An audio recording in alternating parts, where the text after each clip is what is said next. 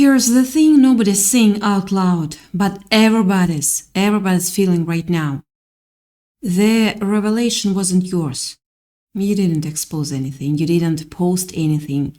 You didn't send a single message or make one phone call or confront a single person. And yet, somehow, the most private thing about your life, the thing that was locked behind closed doors, the thing that certain people were absolutely certain would never see daylight, is out. It's moving. It's spreading through rooms and group chats and quiet conversations you were not invited to.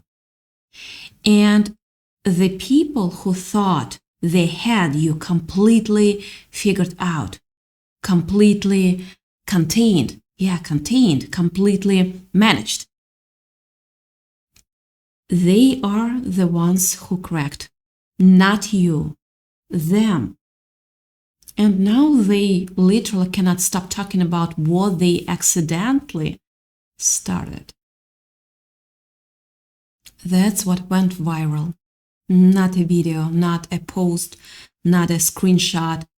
The truth went viral. And you don't even have to say a word. You know what this is? This is a hot, meek moment. Meek moment. And I don't mean that as a metaphor. I mean it in the most literal. Everyone has seen this happen way. You know what a hot mimic moment is? A politician leans over to a colleague at a press conference, thinks the microphone is off, and says exactly what they have been carefully not saying for months. A CEO walks away from a board meeting, thinks he's alone in the hallway, and says the quiet part out loud. A celebrity, backstage, a boss in the break room, a neighbor on the front porch. They all think they are in a private channel. They all think the broadcast is paused. And then the whole country hears every single word. Every single word. And in about 48 hours, the story they spent years building for public consumption is just gone, replaced by the version that was always true.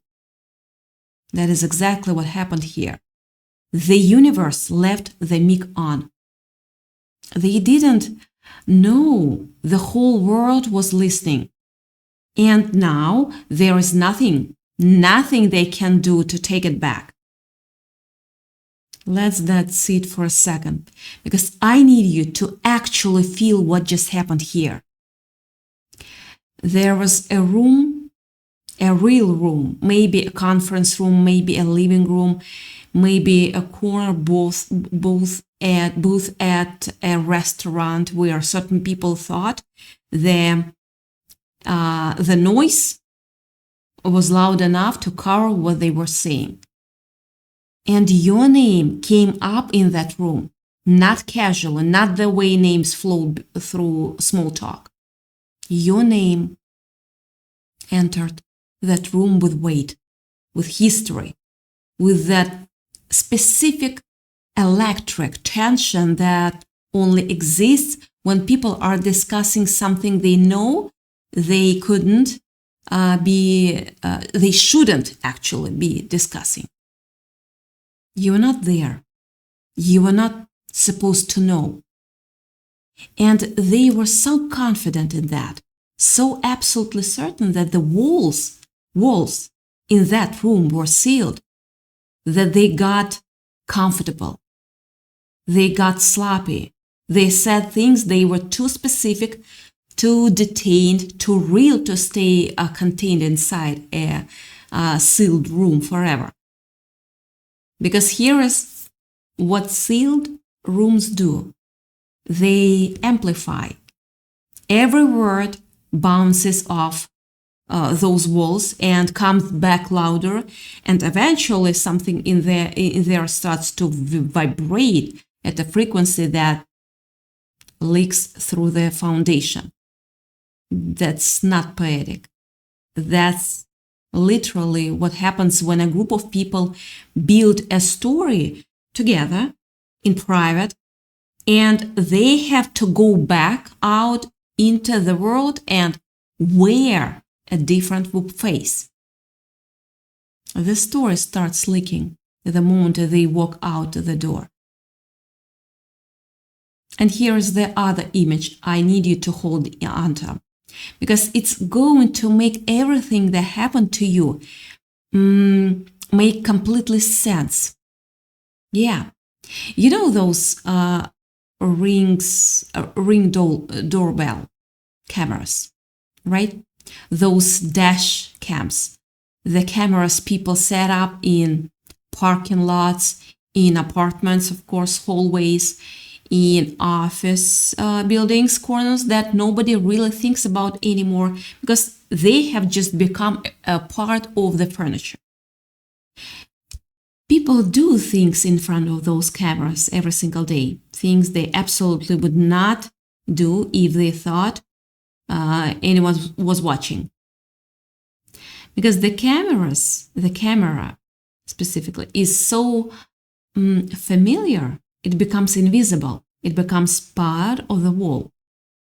And then one day, one completely ordinary Thursday, somebody reviews the footage, or it gets uploaded somewhere by accident, or somebody's attorney subpoenas it. And suddenly, what happened in that blind spot is playing on a loop for everyone who needs to see it. That is what happened to your situation. They thought they were in blind spot. They had been operating in that blind spot for so long it felt like home. But the universe was rolling footage the entire time. And now that footage has been released, not by you, never by you, by the accumulated weight of everything that was done in the dark, pressing itself into the light, because that is what the truth does when it's been compressed for long enough. And you felt it, didn't you? Long before today, you felt the temperature change around you, and you couldn't name it. Yeah, doors that should have opened didn't. People who used to make direct eye contact started looking slightly past you, like they were tracking something just over your shoulder. The energy in certain rooms shifted the second you walked in. Not dramatically, not obviously, just by this almost imperceptible drop, like the air pressure changed. And you told yourself you were reading too much into it. You told yourself, okay, maybe I'm being paranoid. Maybe this is just a weird season. Maybe it's me. But it wasn't you. It wasn't. There was a conversation happening that you were never supposed to know about. And the residue of that conversation was following you everywhere you went.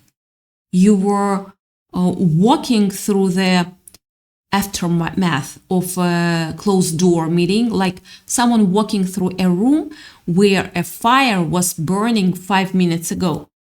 You can't see the fire anymore, but you can absolutely smell the smoke.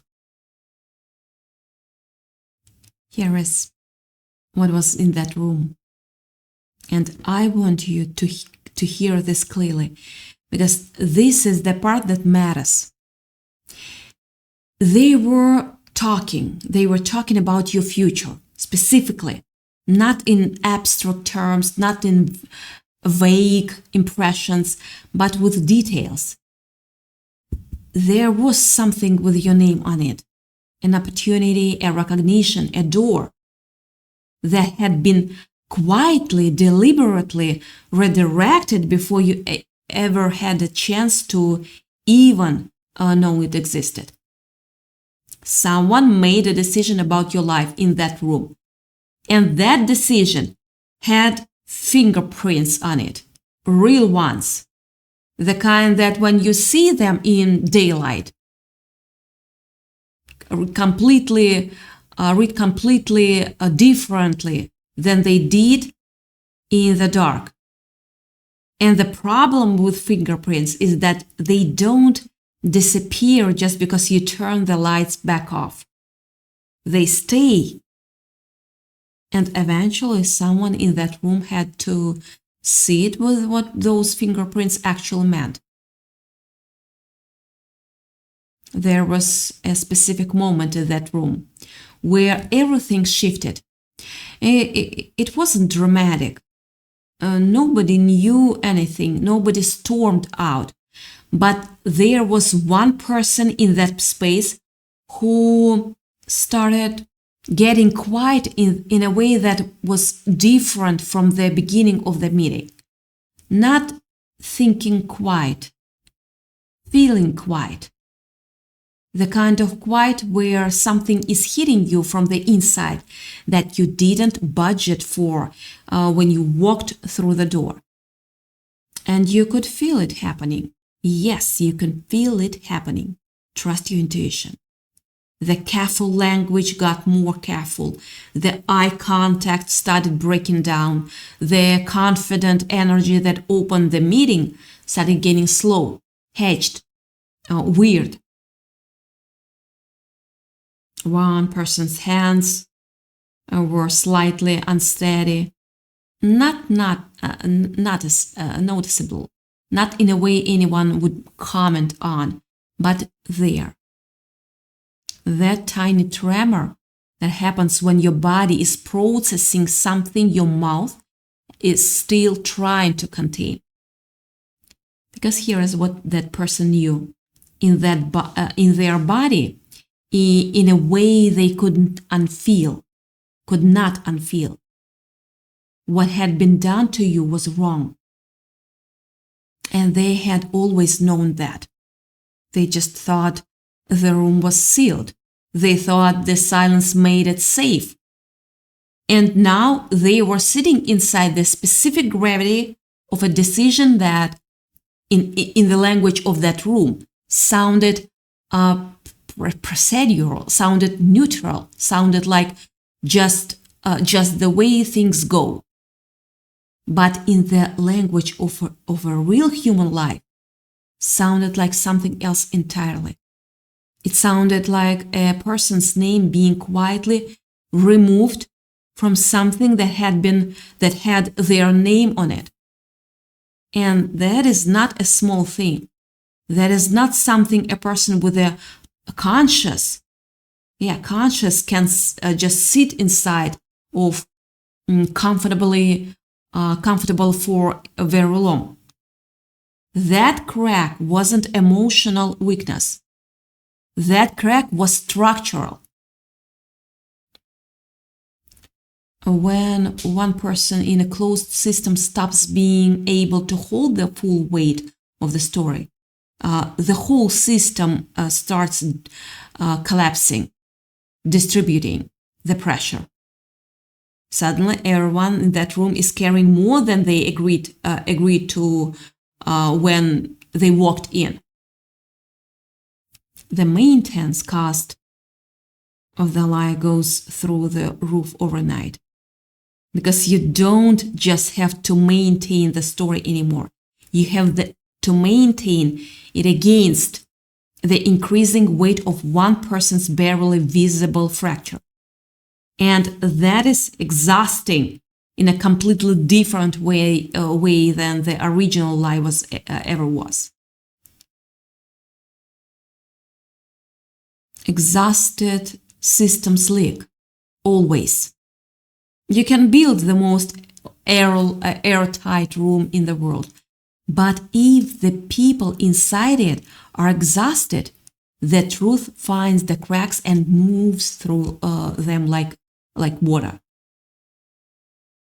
And what leaked from that room? What is actually spreading right now in ways those people cannot control? It's not gossip, it's not drama, it's recognition. Yes, this is the script flip.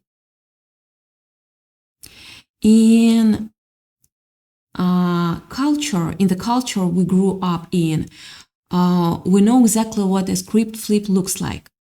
We've watched it in every movie, every series, every true crime doc, where the moment comes and suddenly the person we thought was the victim is still the victim, but everyone in the room finally sees it. The camera was on the wrong person the whole time. The protagonist, and that's you, by the way. That has always been you. Didn't have to do anything dramatic to make that flip happen. All they had to do was stay true, stay still, stay themselves, and let the antagonist's own actions write the ending. That's what your silence did. Your silence was a protagonist move.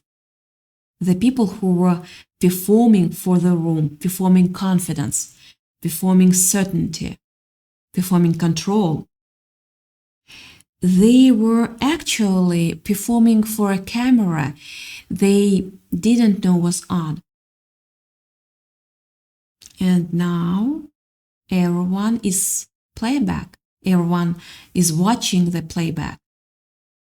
People who had been handed a version of you that was curated by people with an agenda, people who were half consciously holding that version against you, started to feel a gap between the story they'd been told and the actual texture of who you are. That gap doesn't announce itself. It just gets harder and harder to live inside of. Someone says your name and there's this almost imperceptible pause. A half second of recalibration that wasn't there 6 months ago. Someone mentions you in conversation and the person they are talking to doesn't nod along with the usual certainty anymore. The confidence is gone. And shaken confidence changes everything. Everything, always.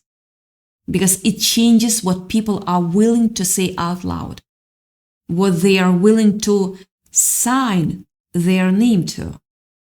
Yes, what they are willing to keep defending when the room gets quiet.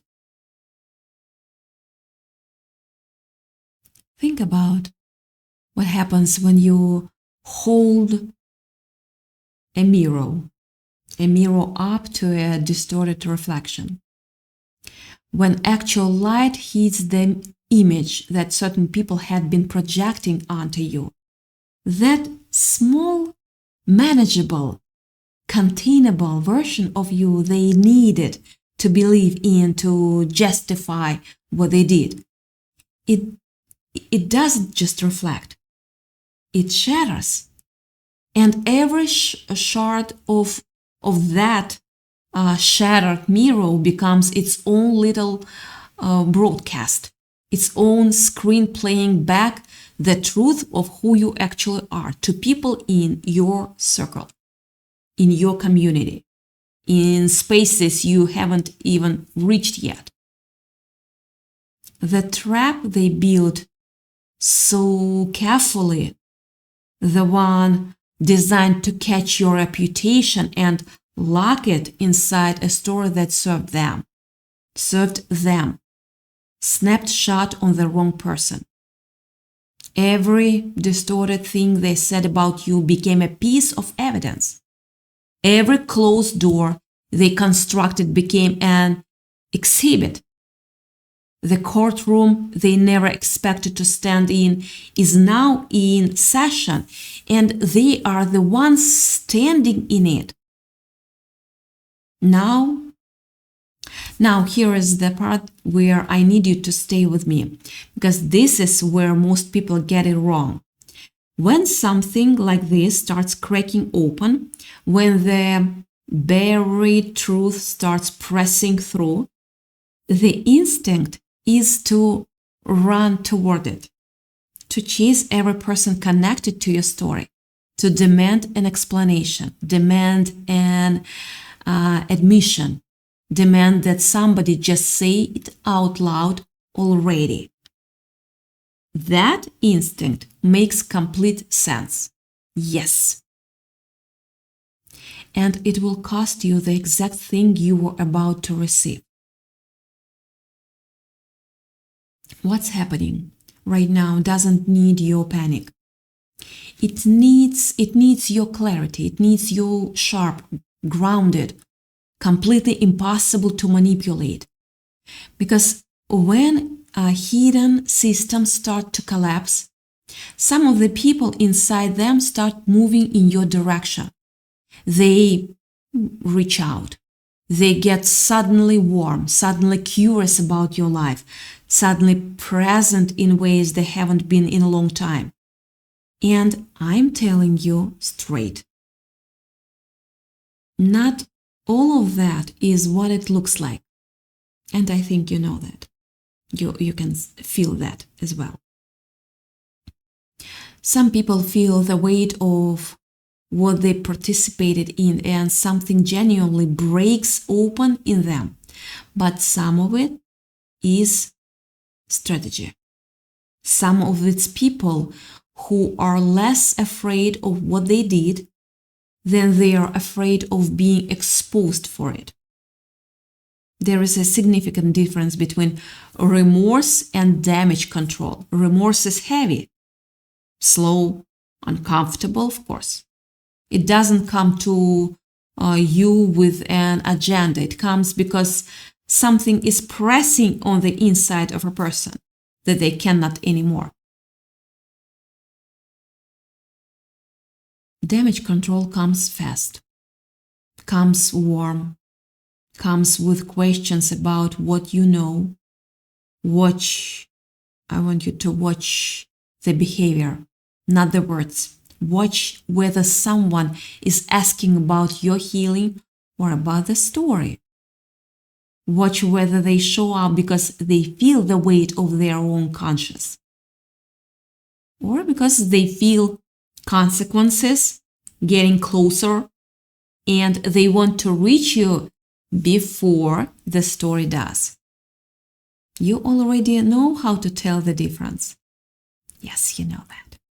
You have been reading rooms your whole life, often while those rooms were doing everything possible to make you doubt what you were reading.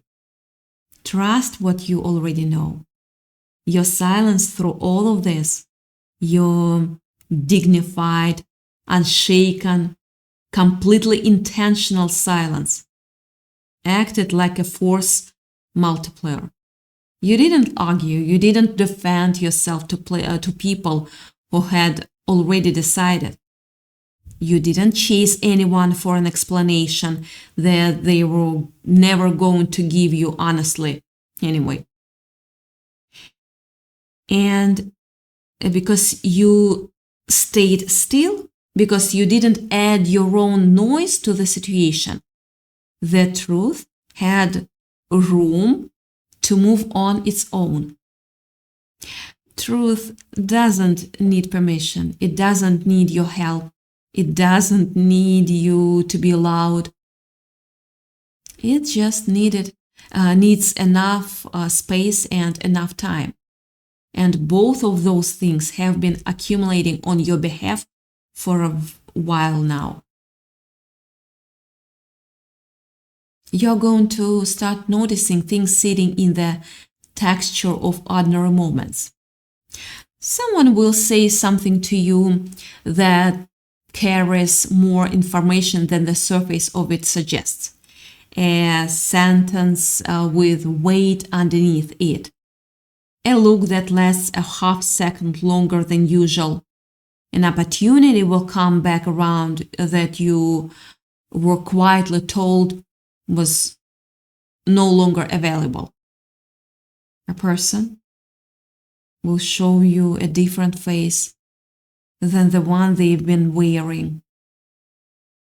A detail will land in your hands. A name, a message, a piece of information that hits differently than it should for something so small. And you will know exactly what it means even before you can explain why. Pay attention to those moments. Yes, pay attention. What shifts in the visible always reflects something that already happened in the hidden. Here is what I need you to carry with you after today. You were never buried. You were never broken or too much. You were planted. The whole time that heart mimic was on. The whole time that security camera was rolling in the corner of the room. The whole time the script was being written by people who cast themselves as the authors. You were growing underneath all of that. Underneath, through all of it. And what is pushing through the surface right now has the specific unstoppable energy of something that was never actually stopped, only delayed. And what gets delayed that long comes back with interest, always. They tried to make you the villain. They ended up writing the origin story of someone who cannot be taken down. They hid, go live on their own secrets and didn't realize it until the comments were already flooding in.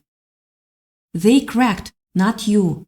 And now they cannot stop talking about what they started because their revelation is already out, already moving, already finding